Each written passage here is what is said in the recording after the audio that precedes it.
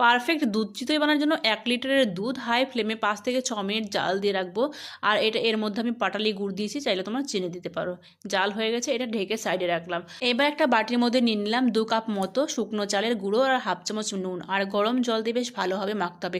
জলটা অল্প অল্প করে দিতে হবে, আর 6 থেকে 7 মিনিট ধরে অনেকটা টাইম ধরে মাখতে হবে, যেভাবে আমরা আটার ডোটা তৈরি করি ঠিক একই রকমভাবে। একটা পাতলা ব্যাটার তৈরি করতে হবে। ব্যাটারটা এমনভাবে হবে পাতলাও না ঘনও না, এই পর্যায়ে করতে হবে। এবার আমি চিতই পিঠাটা একটা লোহার কড়াইতে করবো, তো 1 চামচ তেল দিয়ে বেশ ভালোভাবে একটা কাপড় দিয়ে মুছে 1 হাতা করে ব্যাটার দিয়ে 1 মিনিট ঢেকে রাখলেই কিন্তু রেডি হয়ে গেল চিতই পিঠে।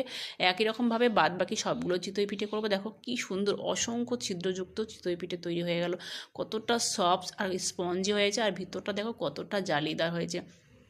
এইবার গরম দুধের মধ্যে পিঠেগুলো দিয়ে 1 ঘন্টা মতো ঢেকে রাখলেই কিন্তু দুধ চিতই পিঠে রেডি হয়ে গেল। তো আজকে এই ভিডিওটি ভালো লাগলে একটা লাইক, কমেন্ট এবং বেশি বেশি করে শেয়ার করে দিও, আর চ্যানেলটি সাবস্ক্রাইব করা না থাকলে প্লিজ সাবস্ক্রাইব।